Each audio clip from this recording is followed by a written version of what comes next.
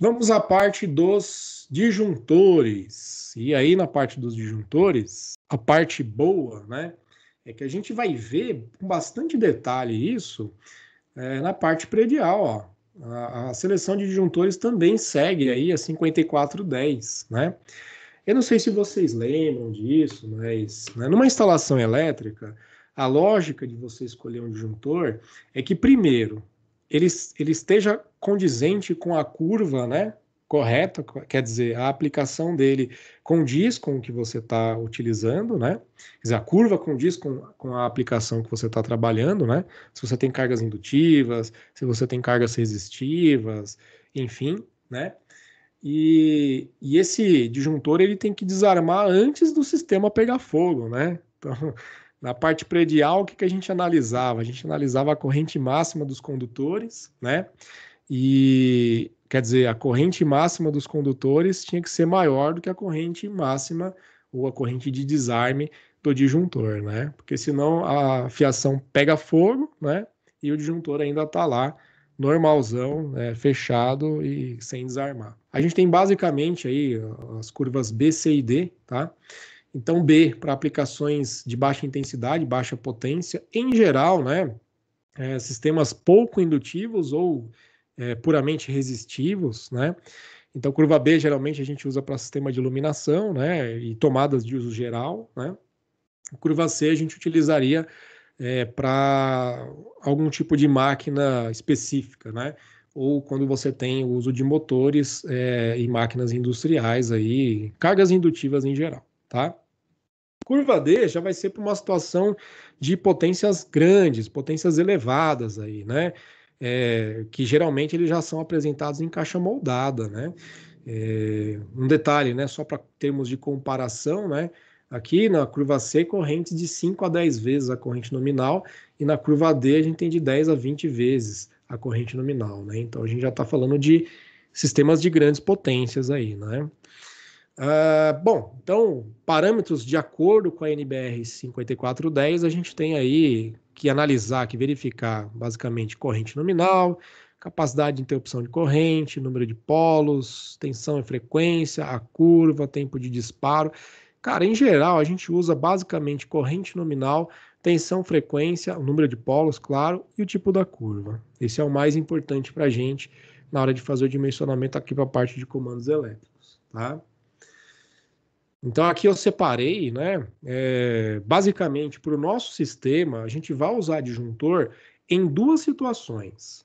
Primeiro, na entrada da fonte de alimentação, um disjuntor bipolar, tá? Para fazer o acionamento e a proteção da alimentação em 220 volts, né? Da fonte de alimentação do sistema. Aí a fonte vai converter lá de 220 para 24 volts, e na saída da fonte de alimentação a gente vai colocar também um disjuntor, não precisa ser dois, não precisa ser no positivo e negativo, pode ser só no positivo, para proteger a parte dos dispositivos. Regrinha prática, né, para a gente conseguir escolher, primeiro, a gente vai decidir se ela é monopolar, bipolar, tripolar, no caso que a gente está falando aqui do disjuntor antes da fonte, provavelmente vai ser bipolar, tá? Porque a gente está trabalhando lá com duas fases, 220 volts, alimentação da fonte de alimentação do sistema, tá? Curva, né? Em geral, a gente vai usar a curva B, porque a gente está fazendo um acionamento de cargas de baixa potência, tá? Tudo bem que não são 100% elementos resistivos, né?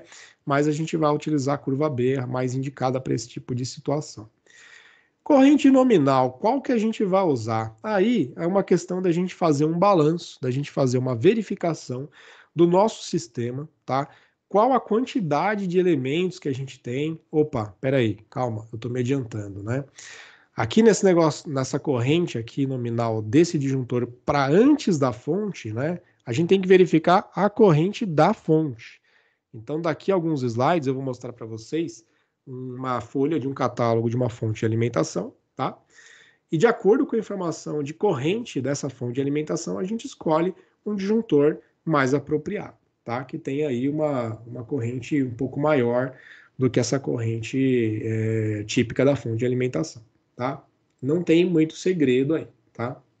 Qualquer coisa, claro, a gente sempre coloca um chorinho aí de uns 20% a mais, né, pelo menos. Então, se a gente tiver lá com uma fonte, sei lá, 3 amperes mais ou menos, nessa tabelinha a gente usa um de 4 amperes, né? Se a gente tiver com 5, 5,2 amperes, a gente usa o mais próximo superior, 6 amperes, tá? Não precisa se preocupar muito em um dimensionamento mais preciso, tá? Outras informações aqui, como eu falei, com relação à frequência, à tensão. Então, esse daqui a gente escolhe exatamente o código que a gente vai escolher na hora de comprar, né? Mas essa categoria, que essa família de disjuntores aqui, eles têm esses dados técnicos em geral aqui, tá? Então tem tensão de trabalho, fixação, é importante a gente saber, né? Porque a gente vai fixar no nosso trilho DIN. Aqui a gente tem a escolha do disjuntor para a situação depois da fonte. Depois da fonte, a gente está trabalhando com tensão corrente contínua, né? Então a gente tem uma linha aqui, eu coloquei um trecho de um catálogo da GE, algumas famílias, né, que trabalham diretamente corrente contínua. E como que a gente faz para dimensionar agora ele, né? Primeiro, eu vou escolher eu posso escolher a curva primeiro, né?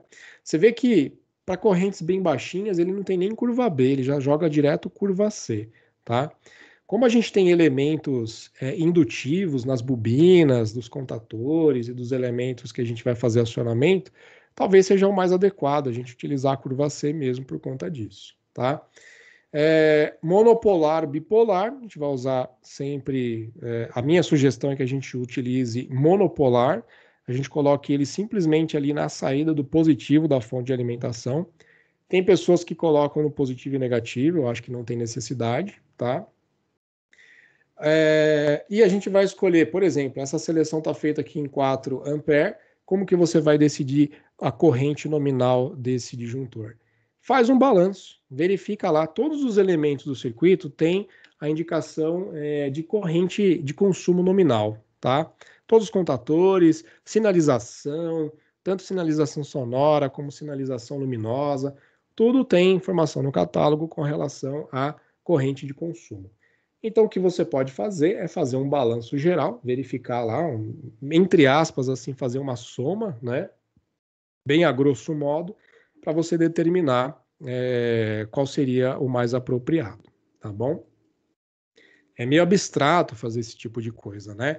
Basicamente, nossos disjuntores eles vão desarmar quando a gente tiver basicamente um curto-circuito, né? Uma corrente elevada por um intervalo de tempo prolongado, né? Então, a gente só não pode escolher um com uma corrente muito grande, porque senão ele corre o risco de não desarmar no momento adequado, né? Onde houver alguma situação perigosa, tá? Então, resumindo aí, né? Basicamente são esses dois disjuntores que a gente vai dimensionar os nossos sistemas aí.